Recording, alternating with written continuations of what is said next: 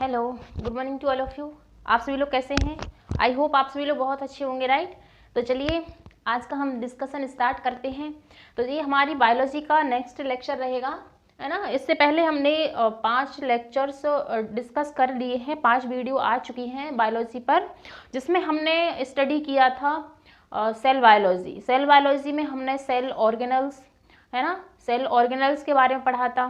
तो आज का जो लेक्चर रहेगा ये रहेगा हमारा सेल डिवीज़न के बारे में, राइट। आज का लेक्चर हमारा रहेगा सेल डिवीज़न का, जिसमें हम सेल डिवीज़न को पढ़ेंगे, है ना।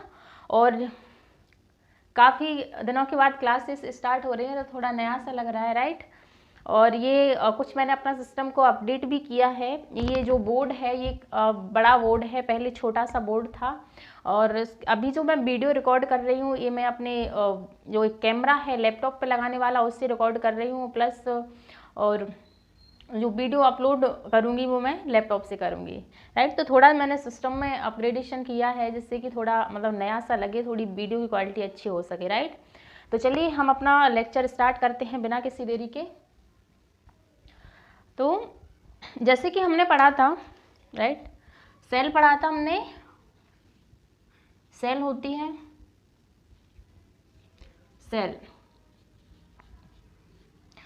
सेल जो कि सबसे स्मॉलेस्ट यूनिट होती है, सबसे स्मॉलेस्ट यूनिट होती है किसी भी बॉडी की, है ना। किसी भी इंफ्रास्ट्रक्चर की सबसे स्मॉल यूनिट होती है जिसको हम बोल देते हैं सेल, राइट।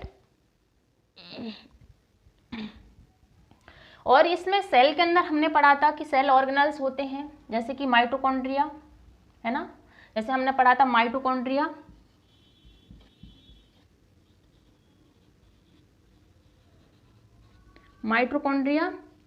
इंडोप्लाज्मिक रेटिकुलम, है ना। इस टाइप का स्ट्रक्चर जो रहता है उसे हम बोल देते हैं क्या, इंडोप्लाज्मिक रेटिकुलम, शॉर्ट में ईआर, राइट। और हमने स्टडी किया था nucleus, double membrane bound nucleus होता है न्यूक्लियस, राइट। और गोल्जी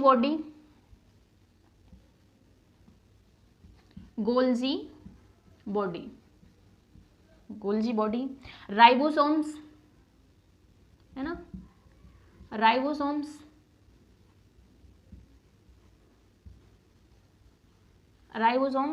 है ना। प्लास्टिड,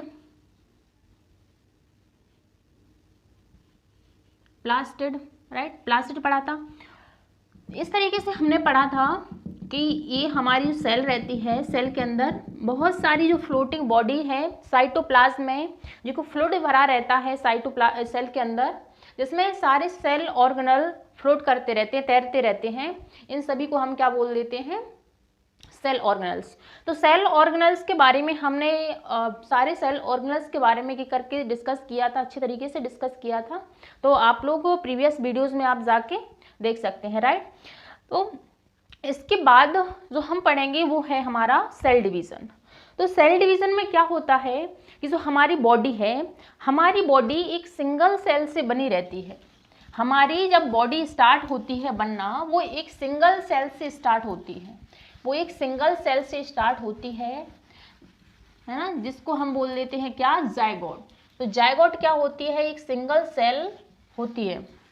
जायगोट एक सिंगल सेल बन जाती है, वहां से हमारी जो बॉडी है बनना स्टार्ट होती है, राइट।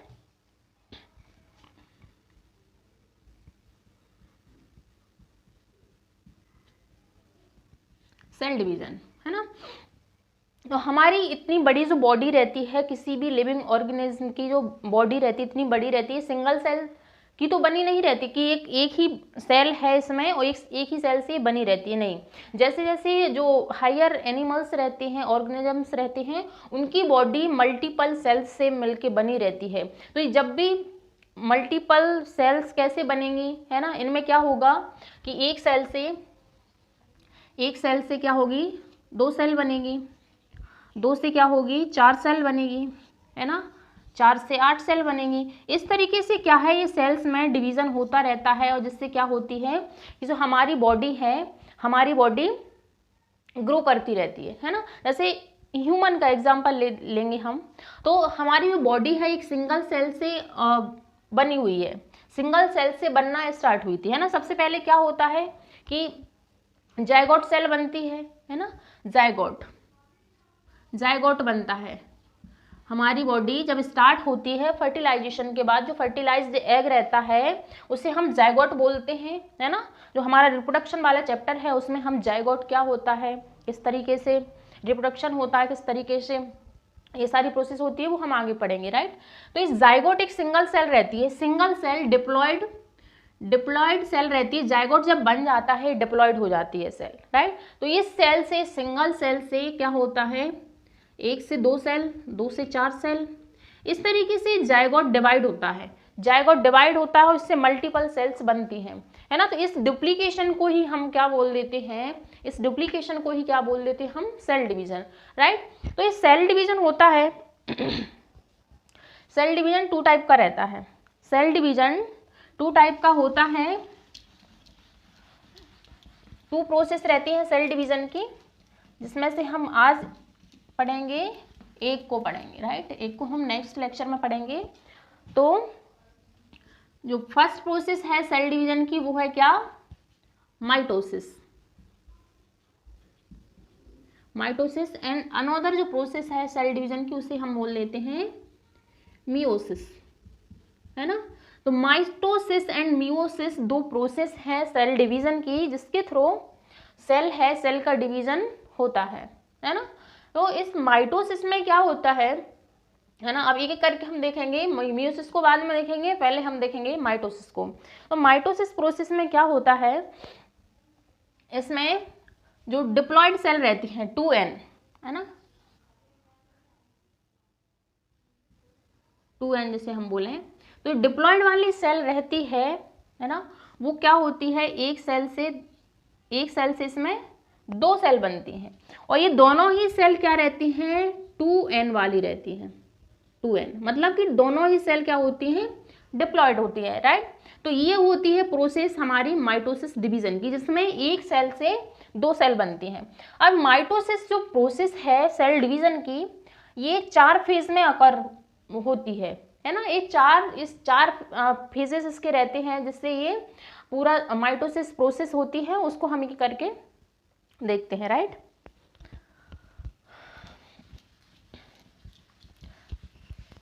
चलिए देखते हैं ये करके। तो हम देखेंगे पहले माइटोसिस, राइट, पहले हम देखेंगे माइटोसिस।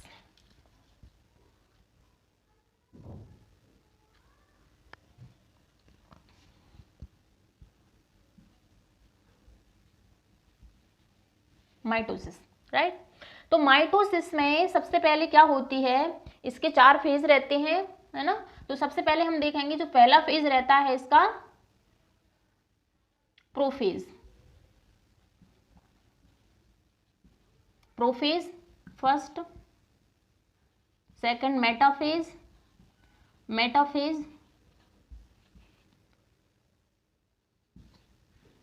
एनाफेज,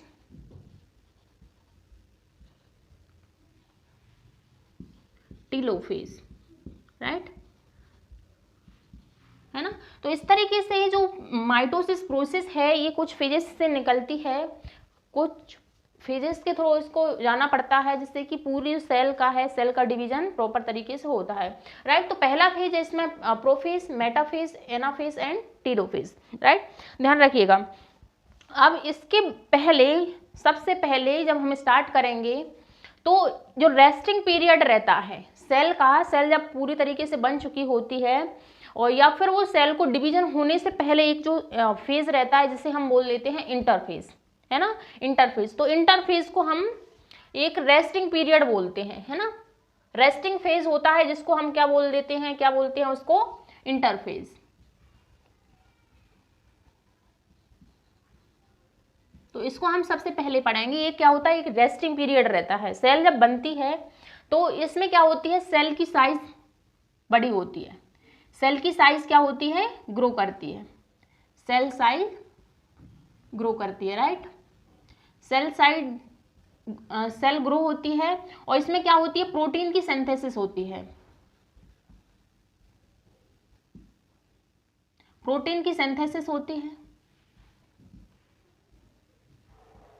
प्रोटीन सिंथेसिस होता है इंटरफेज में एंड सेल ग्रो करती है, जिससे कि जो सेल का है, सेल का डिवीजन है वो प्रॉपर तरीके से हो सके, राइट। तो ये होता है हमारा इंटरफेज में, वो एक रेस्टिंग फेज रहती है।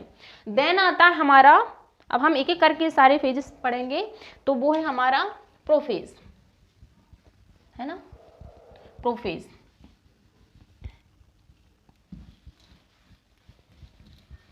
प्रोफेज में पढ़ते हैं हम। तो प्रोफेज में क्या होता है कि जो सेल है,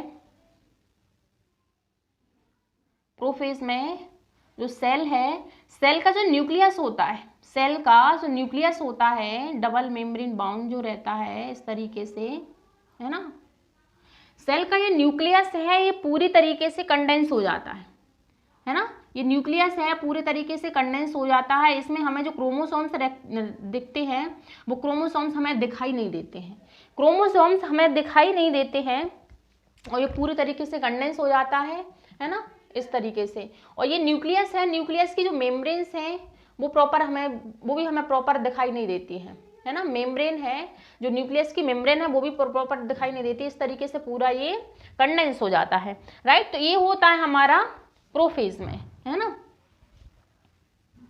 जो क्रोमोसोम्स हैं, क्रोमोसोम्स तो कंडेंस हो जाते हैं इसमें, राइट। इसके बाद जो होता है, इसके बाद होता है हमारा कौन सा फेज आता है, वो है प्रोफेज के बाद मेटाफेज, सेकंड है हमारा मेटाफेज।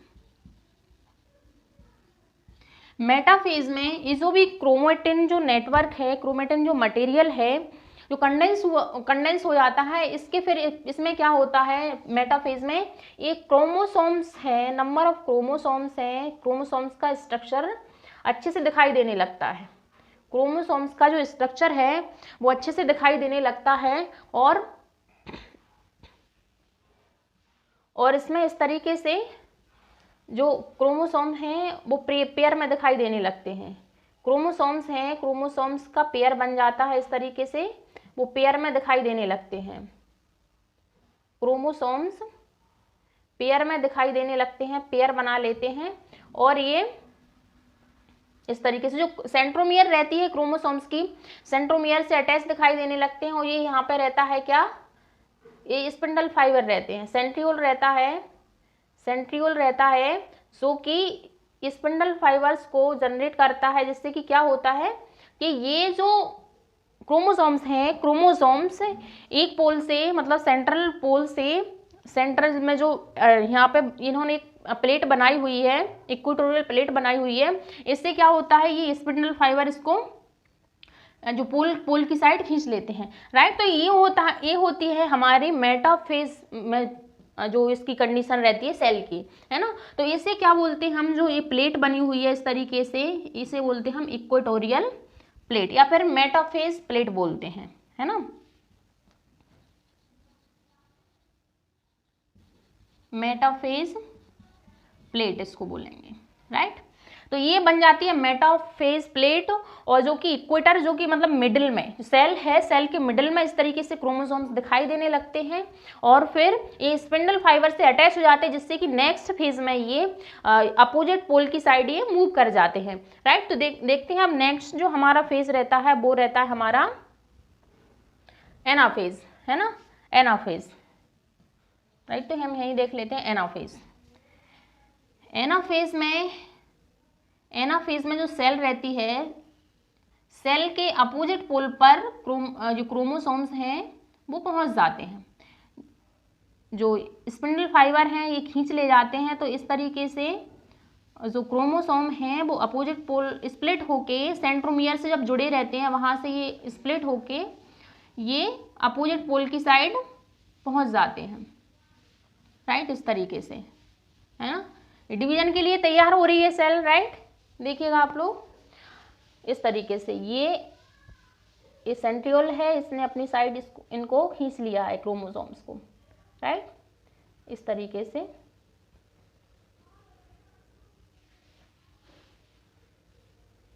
ये जो क्रोमेटिड रहती हैं, सिस्टर क्रोमेटिड्स रहती हैं, वहां से ये हर एक क्रोमोसोम्स की जो सिस्टर क्रोमेटिड्स हैं वो मूव कर जाती हैं, राइट, है ना। तो मतलब ये इस तरीके से था ना, क्रोमोसोम दो सिस्टर क्रोमेटिड से मिलके बना हुआ था इस तरीके से। तो एक जो सिस्टर क्रोमेटिड है वो इस साइड मूव कर गई इस पोल पर, और दूसरी जो क्रोमेटिड है जो क्रोमोसोम की वो इस वाले पोल पर आ गई, मतलब दोनों अपोजिट पोल की साइड ये मूव कर गई है, राइट। तो ये देखेंगे हम कौन से फेज में, ये है हमारा टीलोफेज, ये है हमारा, राइट, ध्यान रखिएगा, टीलोफेज, है ना। देखो प्रोफेज, मेटाफेज और सॉरी एनाफेज, ये हमारा होगा एनाफेज, ना कि telophase, anaphase, anaphase, anaphase, right. तो ये जो कंडीशन होती है सेल की, इस तरीके से जो अपोजिट साइड के अपोजिट जो पोल है उसकी साइड मूव कर जाती है, जो हमारी क्रोमेटिड्स है ना, जब ये जो सेंट्रोमियर से जब जुड़ी रहती है उससे टूट कर स्पंडल फाइबर के थ्रू, राइट, तो उसको हम बोल लेते हैं, उस फेज को हम बोल लेते हैं क्या, एनाफेज, राइट। इसके बाद एनाफेज के बाद क्या आता है, जब हमारी जो सेल है, सेल्स की क्रोमेटिड्स अपोजिट पोल पर पहुंच गई हैं, तो इसके बाद फिर क्या होगा कि ये कंडेंस हो जाएगा, जो मटेरियल है इस तरीके से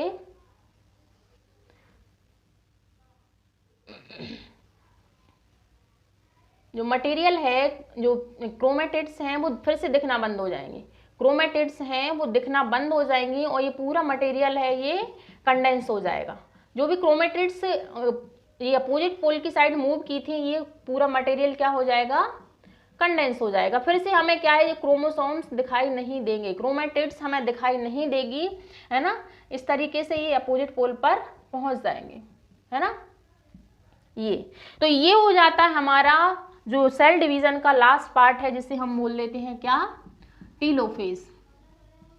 ये हमारा टीलोफेज, राइट। तो इस तरीके से क्या है, जो क्रोमेटिड्स है और ये पूरी कंडेंस हो गई, पूरा एक न्यूक्लियर जो एनवलप है वो दिखाई देने लगी है, मतलब डबल मेम्ब्रेन बाउंड जो न्यूक्लियर एनवलप है वो दिखाई देने लगी है इस तरीके से, राइट। और फिर इसके बाद क्या होता है कि ये जो यहाँ से ये मुड़ा है, ये इस तरीके से जो आया है, ये किस लिए बना है, जिससे कि जो ये साइटोप्लाज्म है, साइटोप्लाज्म का डिवीजन हो सके। देन फिर लास्ट में क्या हो जाएगा, इसका इस तरीके से दो सेल बन जाएंगे, फिर क्या होंगे, मतलब साइटोप्लाज्म का भी डिवीजन हो जाएगा, प्लस अब दो सेल बन जाएंगी, है ना। अब ये दो सेल बन गई, एक से क्या दो सेल बन चुकी हैं, एक से दो सेल बन चुकी हैं, राइट, है ना।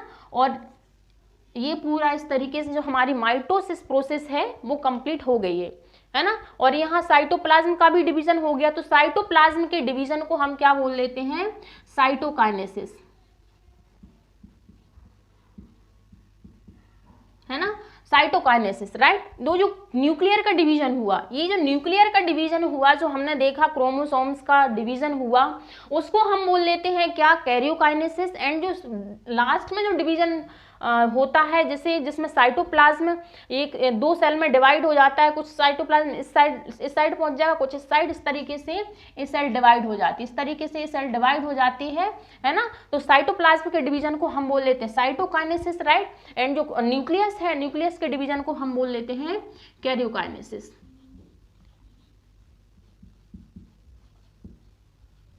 Karyokinesis, right. तो इस तरीके से ये होता है न्यूक्लियस का डिवीजन, एंड साइटोकाइनेसिस होता है हमारा साइटोप्लाज्म का डिवीजन। तो पहले होता है कैरियोकाइनेसिस, न्यूक्लियस का डिवीजन। हमने देखा ये पूरा जो भी प्रोसेस चलती है ये पूरी न्यूक्लियस में चलती है, जो प्रोसेस चलती है ये पूरी न्यूक्लियस में चलती है, राइट।